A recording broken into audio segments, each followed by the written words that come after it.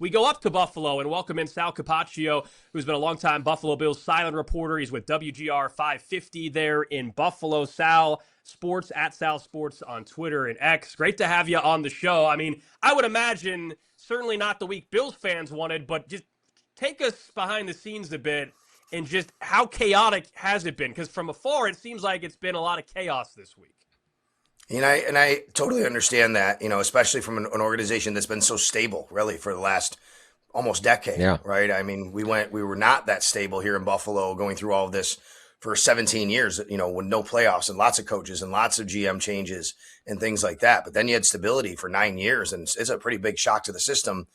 And then when you say a lot of people didn't go the way they wanted in Buffalo, a lot of people actually have been calling for Sean McDermott to be removed. I will tell you that for the last several years, I've been taking phone calls, getting tweets all the time. McDermott's not the guy. You can't get him over the hump. They need to move on. And then as soon as it happens, it's like, wait a minute, what are we going to do now? And it's almost like that. Well, be careful what you wish for, right? And I've always been on the side of, I think Sean McDermott is a really good coach. And when you go through the instability and you have that stability, then you should really hold on to that and understand that's something NFL teams covet. Anyway, that being said, at the press conference, I think a lot of things were said that probably took people a little aback, or the way it went down, which made for some nice sound bites. And then the national media runs with some sound bites, and the local media, who, like me, we were in there. It seemed a little more calm. It seemed a little more okay. I understand where they're coming from.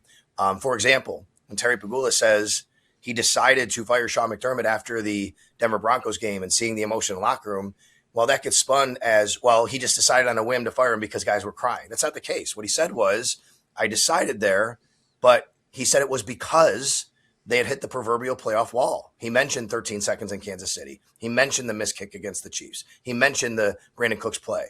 And he said basically he may have decided at that moment, made the ultimate decision. He had to do it then, but it was really because of all that failure and buildup over time that it happened. And that makes sense. I think the biggest thing that really took people like, holy cow, was the Keon Coleman stuff, obviously. I mean, he was catching strays, as the kids say, right? I mean, for the Bills, they really, I think, wanted to put the message out there that Brandon Beane wasn't just giving Sean McDermott a roster and saying, go coach them.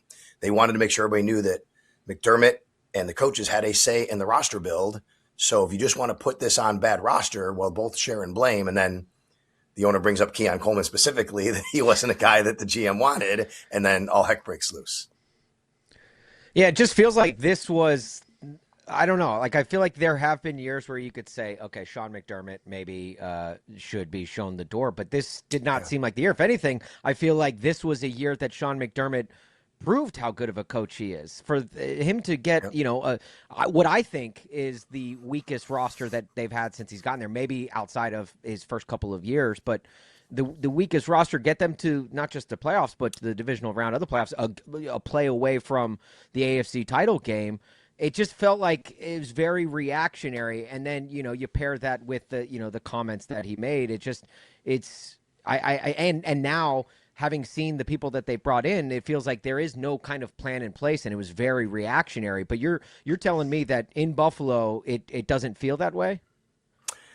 No, I will say this, couple things. Number one, you're right. I agree. This is one of Sean McDermott's best coaching jobs, no doubt. And I think when the owner says, well, he made the decision based on what's happened and in this game, like, wait a minute. And then he said, by the way, it was a catch by Brandon Cooks and it was a bad call. And he goes through all of that. Right. Like, wait a minute. So you're firing him, even though you think he should have won the game.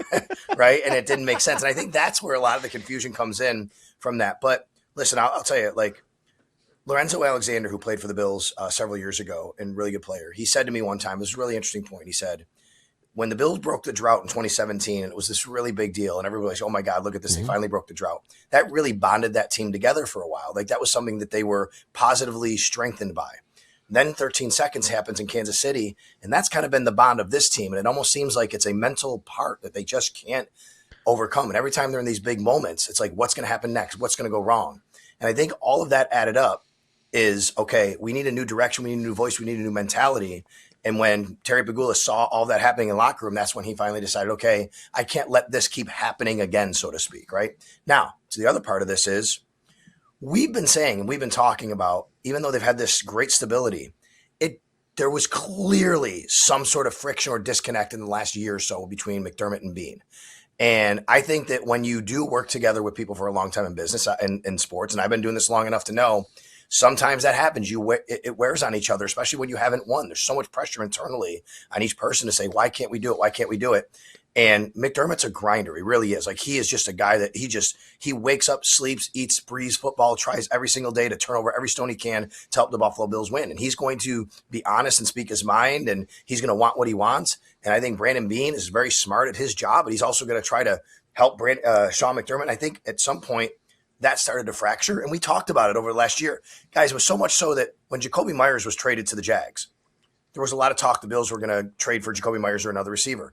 And every time Sean McDermott had a chance, very oddly, he would bring up how the Jags traded for Jacoby Myers. Almost like, hey, we didn't do that. Like a message through the media to show I wanted this guy. There were just these little things that kind of led us down this path a little bit.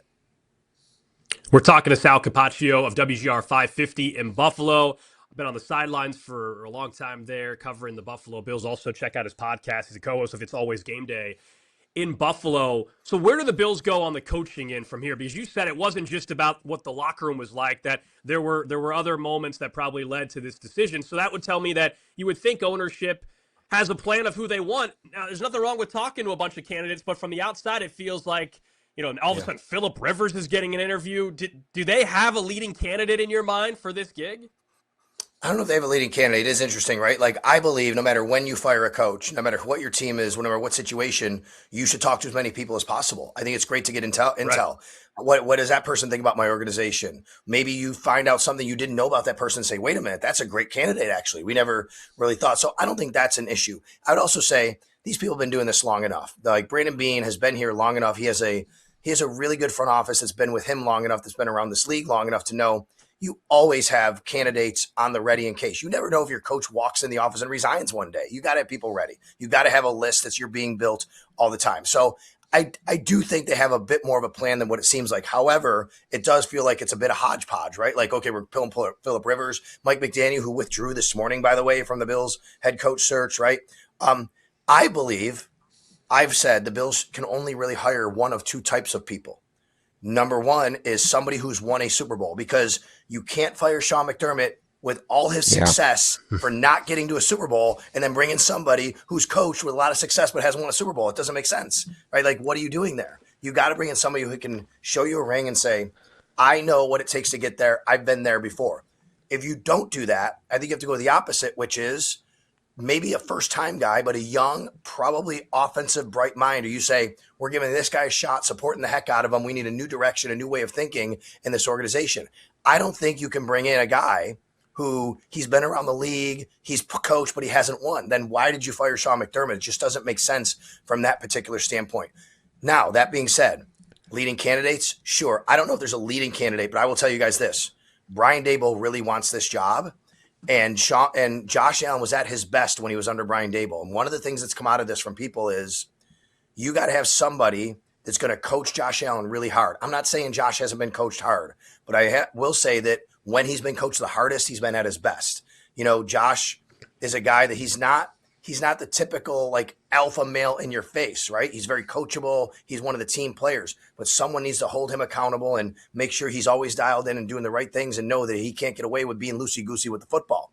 That was Brian Daboll when he's here. And Brian Daboll's from Buffalo. His kids still live here in Buffalo. He comes back all the time during the summer. Like, he loves this. He loves this city. I will tell you that 100%. That's a guy. I think Clint Kubiak in Seattle would be a change of direction and a kind of guy that they might want to look at, but you have to wait for him to be, done with his season, obviously. I think that's a bright offensive mind. Chris Shula on the defensive side, but a young guy, legacy coach, Sean McVay tree, right? I mean, like, those are the kinds of guys that I think would get the fan base a little more excited, and probably the Bills are thinking about. As far as Phillip Rivers, honestly, guys, Josh and Phillip share the same agent. They've worked together. I don't doubt whatsoever that I think Phillip wants to be a coach in this league. I wouldn't doubt if they said, hey, let's talk to him. Let's give him the experience and pick his brain about Josh, pick his brain about the organization. I don't think there's anything wrong with doing that. It's probably just each side trying to help each other a little bit out there. Reports are that Josh Allen is sitting in on these interviews, and we talked about this even locally here. People disagree on it. I have no problem with that. I think actually as a head coach interview, I don't mind my quarterback sitting in on that decision. I'd rather have him in on a head coach interview than my quarterback trying to make GM decisions. Yeah, and when the Ravens fired John Harbaugh before the Bills fired Sean McDermott, there was this same sense of, how much say or involved with Lamar Jackson be. And my thought was he should be involved. He's the most important person in your franchise. You can't hire a guy that he's uncomfortable working with. You can't hire a guy that he feels like he's not going to be at his best and, biggest, highest potential. It doesn't mean they're making the decision, right?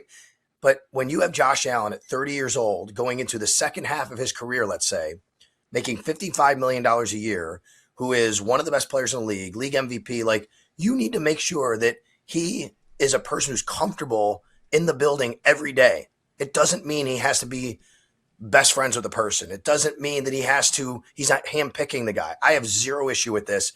I think there's a lot of parsing of words going on here when you talk about this, right? Which is people taking that as saying, oh, he's picking the coach. Oh, he's sitting in and, deciding. He's not doing that. What he's doing is probably, I'm guessing, giving his feedback on what you thought about this coach, this offense he runs. Could you be at your best in this? And I don't find anything wrong with it. I think Lamar Jackson should be, or was, when I know they have a coach now, doing the same thing in Baltimore. If the Bills are casting a wide net, as they are with the, Phillip Rivers signing, let me throw out a few names just quickly out the door for you, Sal, which we appreciate you joining us, taking the time this Saturday morning to do so. What about Jason Garrett? Or Condoleezza Rice, I believe, also was a head coach candidate back in the day with the Browns. I I leave no stone left unturned, right, Sal? I guess so. I think we're probably going a little too far there for actually wasting time. Although I will say, someone tweeted me the other day about how, it's a waste of time to interview Phillip Rivers, and my response was basically, well, what could you have been doing in the time you were interviewing him then? Because it's not your time, right? It's the Bills' time. If they feel that they have time to talk to somebody, then let them talk to somebody. But no, I mean, I wouldn't be surprised, honestly, of anybody being interviewed. Again, I'll go back to, what's wrong with getting intel from people about your organization and getting eyes from the outside to tell you what you think about? I mean, I'm not saying Lou Anarumo isn't a good candidate. He probably is. But you know what you get by talking to Lou Anarumo? Hey, dude, like, you were really good at shutting down Josh Allen. You beat Patrick Mahomes in a championship game. Like, tell us what your thought is about the organization and all those kinds of things. There's nothing wrong with that. Yeah. Sal Capaccio, WGR 550 up in Buffalo, co-host of It's Always Game Day in Buffalo. Appreciate the time, and hopefully you get a little bit of rest after a crazy week. Yeah, you got it, guys. Thanks a lot for having me on.